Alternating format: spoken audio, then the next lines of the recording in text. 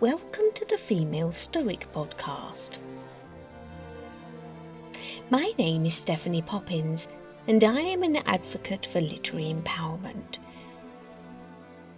That means I believe the examples set by the literary masters can broaden our life perspective, create increased self-awareness, and empower us to overcome the obstacles we encounter here in the 21st century. By listening and referring what we hear to Stoic philosophy, we can foster a strong sense of self and navigate the world more effectively. This podcast takes the form of both discussions and meditations. And if you like what you hear, you might consider looking me up on my socials, where I post empowering videos every day. Or you may like my classic audiobooks and original stories available on my website, newworldbooks.uk. Happy listening.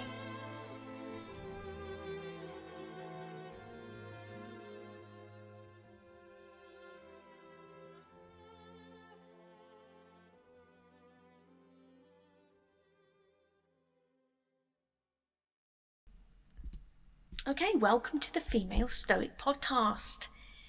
And today's episode is entitled Stoic Fortitude with Edith Nesbit. Now, if you've listened to my tracks, The Railway Children, you will know that Edith Nesbit wrote in the early 20th century. And this was a story about, it had three main protagonists, the Waterbury children, and it depicts their life having relocated to Yorkshire from London. So we're looking at the portrayal of fortitude in the novel The Railway Children, and educationally speaking, we're making a cross-curricular connection, which means we are connecting it with Stoic philosophy. And as I have said to you before, in this podcast we make an original connection between two different ideas.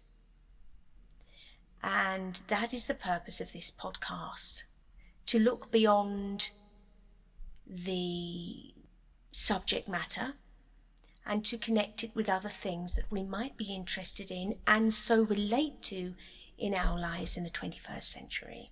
So fortitude, as we know, is the courage to continue through pain and adversity. And this, of course, links to the Stoic courage. And what was the need for fortitude in the Railway Children? If you haven't heard the story, again I say look out for my audiobook or listen to the tracks. So it was originally serialised in London in a magazine during 1906, and it had three main protagonists, Roberta, Peter and Phyllis, all children. And it is their powerful and honest perspective that drives the narrative in this book. So their happy life is upended when their father is wrongly imprisoned, forcing them to move to a house near a railway in Yorkshire. This was the age of the steam engine, so there's a certain charm in that. And within this novel there is a direct contrast made between their former life in London, quite a wealthy existence, and this new impoverished existence in Yorkshire. And of course you have the juxtaposition between the town or the city and the country as well. And the beautiful imagery and symbolism of the train, the steam train, that travels from the previous life through the new life back to the previous life again. So there's a connection there, and there's always a link to the old life, which is one of the core threads through the story, really. And that's why it's entitled The Railway Children, because the railway is the thing that is holding it all together. So, Edith Nesbit was a socialist, predominantly. She was a member of the Female Society, a society still running today which seeks a fairer distribution of wealth and power, which is achieved through a mix of social ownership and private enterprise. So the core tenets of that society were the promotion of the equality of power, wealth and opportunity, emphasizing social progress and the importance of strong public institutions. Why is this relevant? Well, part of the theme running through The Railway Children is this idea of social connection, social injustice, and the distance and the separation between the working classes and the middle and upper classes. And of course what's happened is these three children have been taken out, metaphorically speaking, of one class and dumped into another. And they have to make peace with that. So courage, fortitude when faced with change. And that's the ultimate change in a child's life, leaving a secure environment and being placed into another environment without a significant member of what they know to be stability, their father. So the narrative is centering on the Waterbury's strength and unity. Got three children who have to learn to be self-sufficient now. Their mother's poor. Their father has been imprisoned. So they are struggling through together, and we hear in depth about what they go through. And in the background, their mother is demonstrating a quiet fortitude herself. The beauty of this book is that it celebrates the role of children, their significance, their agency in effecting change. And we come to see that what actually happens is they make friends with people who they formerly would not have had access to, let alone made friends with. And one of those people is Perks, the station master, who is quite far removed from them, socially speaking, but they come to respect him and he comes in turn to respect them. And they have various challenges. We see them as active participants when saving a train that's headed for disaster. They help a Russian refugee. Again, this mention of social injustice, this nod to the Fabian Society cause. And they urge the investigation into the wrongful incarceration of their father. And they do this amidst adversity. So they are challenged and they are still seeking the truth, the right way, the right thing to do. So through the confusion and obviously the painful acceptance of what's happened, the change from wealth to poverty, the change from respectability to an unjustifiable fall from grace, metaphorically speaking, and the change in their mother as she battles with the reality of it all, they still manage to triumph.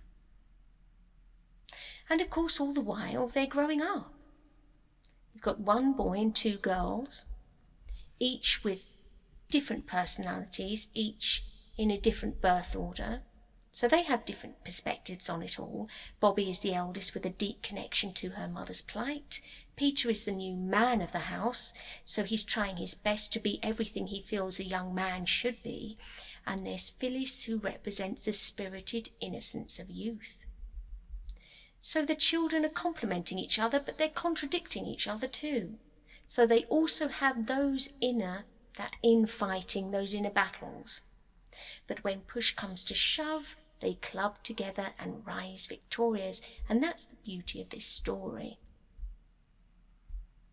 Peter says to Phyllis, "Everything has an end, and you get to it if you only keep all on," while they are walking through a seemingly endless tunnel.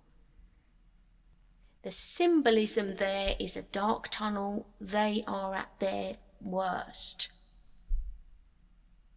A place in which they're scared. It's the unknown. There's no light. They're in the middle of the tunnel. And yet, there's this depiction of perseverance, courage, and we need to keep going during difficult times. "They're awfully brave, you know," said Dr. Forrest. "Think of Bobby walking alone in the tunnel with that poor chap. It's an odd thing. The softer and more easily hurt a woman is, the better she can screw herself up to do what has to be done." So in the story, there's a young boy who's a runner who gets caught. He has an accident, he hurts his ankle, he gets caught in the tunnel and he can't move, and they know the train's coming. And Bobby is left alone to care for him. She's the eldest child and a girl. And this moment is celebrating the deep well of strength that her, a seemingly soft, gentle girl, can have.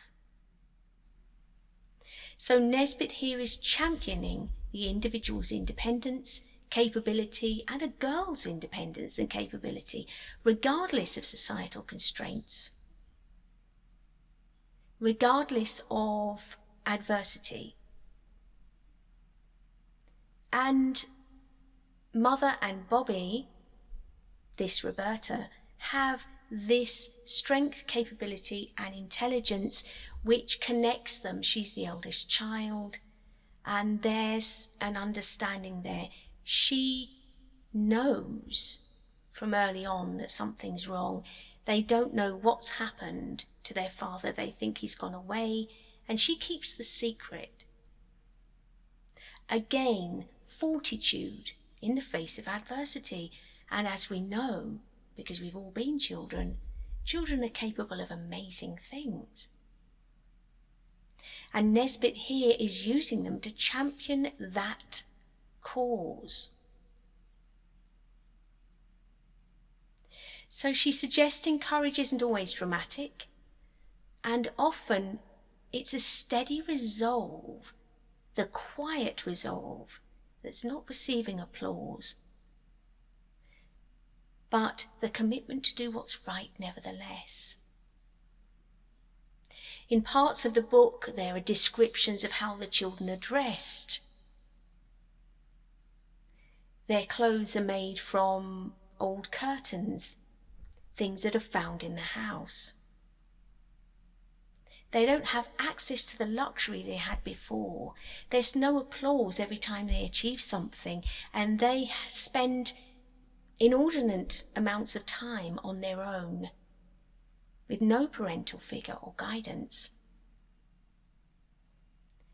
But, as the post-war saying goes, they make do and mend.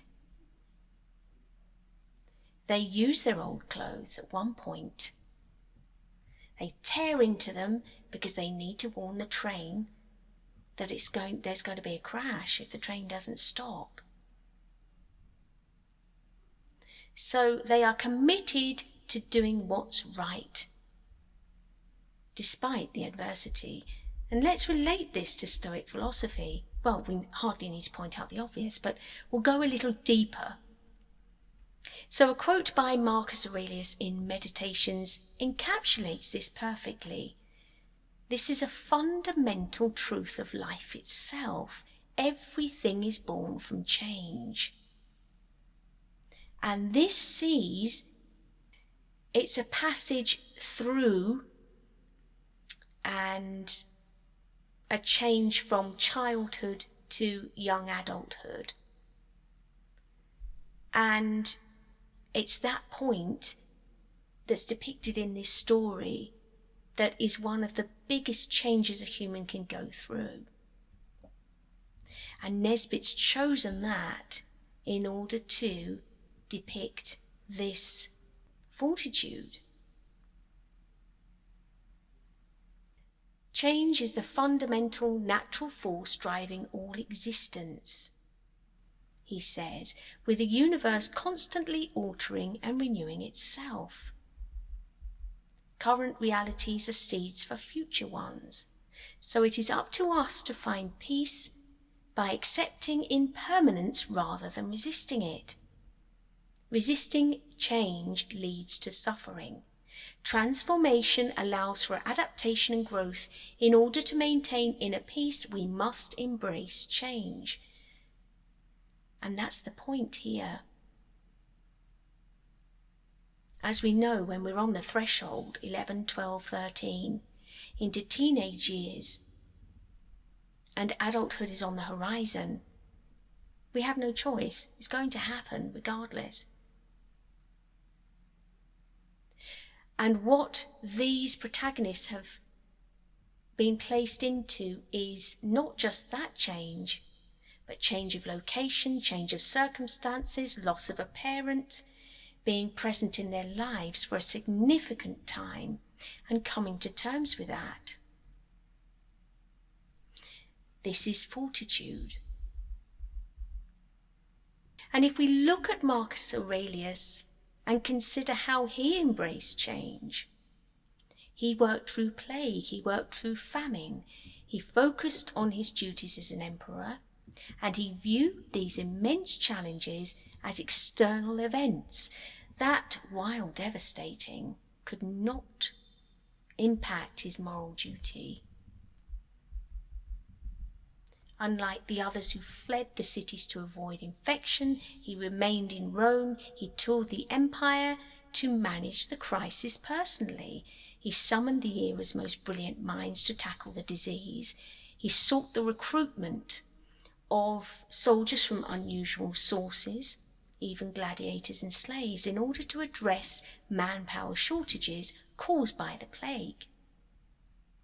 So he was adaptable, and he remained courageous and committed and focused, all the while maintaining law and order.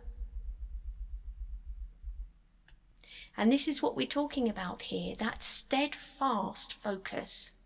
And when we go to our journal exercise, in a minute we will see that we are being called to focus ourselves and consider what we have heard and relate it to our experience. Before we do that, I'm going to mention Zeno of Citium, who was the founder of Stoicism. He taught in Athens from about 300 BC, a wealthy merchant, and he lost everything in a shipwreck. So he was trading with an expensive fabric, dyed fabric, and that was quite rare. And according to ancient biographers, after his ship, holding the valuable cargo of purple dye, sank, he was stranded in Athens penniless. And he is quoted as saying, "I made a prosperous voyage when I suffered shipwreck." Because this shipwreck led him to a bookshop where he discovered philosophy, ultimately changing the course of his life and history. Fortune, he said, bids me to be a less encumbered philosopher, which suggests that he felt released from the burdens of wealth and free to pursue a life of the mind. He's reframed that, as we've seen in previous episodes. When we look at, for example, Anne of Green Gables, when we look at Pollyanna, we can see this reframing. And that's what he's doing here. But the core of that, the core tenet of that, is fortitude and courage. Because in order to reframe something, you've got to be courageous enough to do so. And part of how we maintain that fortitude is by, as I say every week, tapping into this dichotomy of control, this central tenet of Stoicism, distinguishing between what we can control and what we can't. And of course, he could not control a shipwreck. The children in the story, the railway children, could not control their relocation. The unjustifiable incarceration of their father. The fact they were now poor. And what Stoicism teaches us is virtue is the only good. External things, wealth, reputation, are considered indifference. They're preferable, but they're not essential for a good life. And the railway children shows us perfectly well that no matter which social standing we happen to be part of or represent, we can still lead a good, honourable, virtuous life.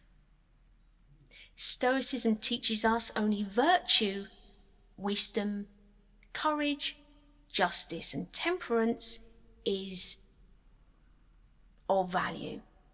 It's the only thing that cannot be taken away by external forces.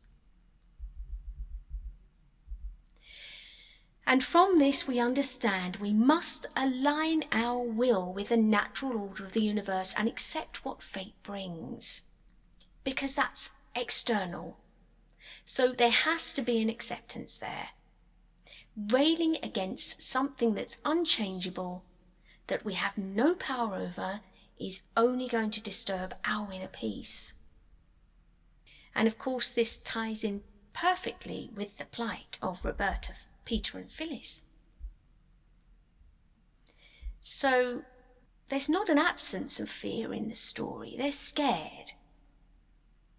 But they are acting in spite of that. They make reasoned choices as to what to do in order to get the job done. There is suffering, there is pain, there's challenge, and they have to make tough decisions, and sometimes they fall, but they get up again and they carry on. They persevere with integrity. And that internal resilience helps them stay focused and act according to principle, not impulse. So at times Peter is impulsive, which is a little bit of stereotype, him being the boy.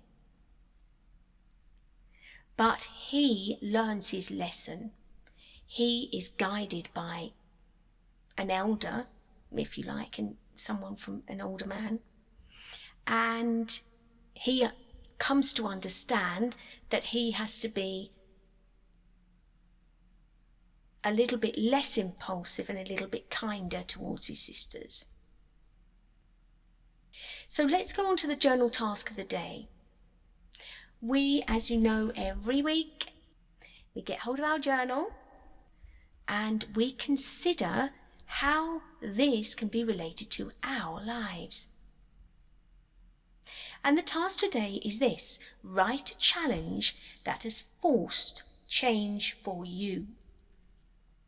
A time when you were forced into change. And as you know, if you do not have your journal with you during the live, you can always get hold of it and listen to the recording again, wherever you hear podcasts. So we're going to write down something that forced change for us, a moment in our lives, and then we're going to be very honest with how we dealt with it. We're going to make an objective account of our process, be it chaotic at the time or focused. We're not here to judge ourselves. And last week I spoke to you about bias and how damaging it can be not to be objective. And this is what you are called in to do this week, is make an objective account. So step back and see rationally what happened, make no judgment about it, but just note down how you dealt with it at the time. Maybe it was chaotic. Maybe you were very reactive to the situation, and maybe everything went to pieces. And underneath this, I want you then to reflect on what happened, reflect on your reaction, if there was indeed much of a reaction at the time or maybe afterwards, and then set 3 bullet points for how you could deal with the situation more effectively in the future. And that's what we are seeking to do with our journals. We are seeking self-reflection. And as we know, it's a significant part of Stoicism to be able to reflect, modify, and consider our past actions. So to conclude today, the railway children we've been speaking about, which embody Stoicism through quiet endurance, resilience, and focus on duty, despite the children being very upset about their father's unjust imprisonment, and their development from frightened, entitled children to ones that find purpose in helping others, embracing the simple joys and maintaining hope, demonstrating an inner strength amongst a beautiful backdrop that is Yorkshire. And of course this is the classic portrayal of Victorian era fortitude. So in essence, their journey is showcasing these Stoic virtues. And every book we read together, you listen to when you hear my tracks or my audio books, has one of these themes running through it. It is our opportunity to learn. It is literary empowerment. And my thought for the day is this: it doesn't make sense to level down, to retreat when you've unlocked your achievements. So in life, you come to a crossroads a few times. You unlock the achievement and you move forwards. Why would you then choose to level down, go back through the doors and close them? These moments of change are our portal to the next level. We have unlocked the next level and we move forwards. And if we remember, our commitment to our virtue should outlast our convenience. Because focus is the most valuable asset we possess. They are my thoughts for the day. It's been great to have you here, and I shall see you again same time next week. Bye. Hey, Stephanie here. Thank you for listening to the Female Stoic Podcast. It is an honour, and I just want to say I really appreciate you being here. It's amazing the power of women in literature and the Stoic messages they have to share. Please, if you can, return the favour by spreading their words and sharing this podcast far and wide, so more of us can benefit from their wisdom. And don't forget to leave a review if you like what you heard. See you next time.